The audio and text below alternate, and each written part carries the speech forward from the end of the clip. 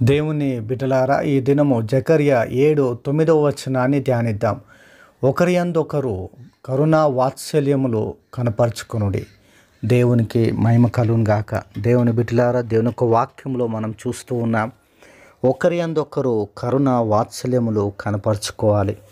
నిజముగా దేవుని ప్రేమ కలిగి ఒకరు శ్రమలో ఉన్నప్పుడు, బాధలో ఉన్నప్పుడు, కష్టంలో ఉన్నప్పుడు వారికి సహాయకరముగా, దేవుని బిడ్డలారా, దేవునికరముగా ఉండాలని దేవుడు ఆశపడుతూ ఉన్నారు. ఒకరి వేదన చూసి, ఒకరి యొక్క కష్టాన్ని చూసి మనము సంతోషింపతగదు, కానీ దేవుని బిడ్డలారా, వారికి సహకారముగా మనం ఉండాలి.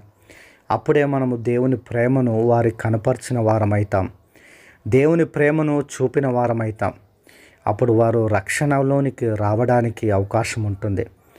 దేవుని బిడ్డలమైన మనము దేవుని ప్రేమ చూపకపోతే, దేవుని వాత్సల్యము కనపరచకపోతే వారు ఏ విధంగా రక్షింపబడతారు?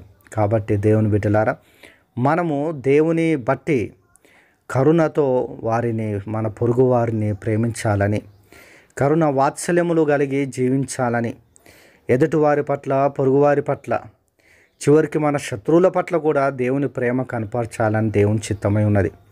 అతి కృప దేవుడు అనుక్షణం మనకు అనుగ్రహించునుగాక. ఆమెన్.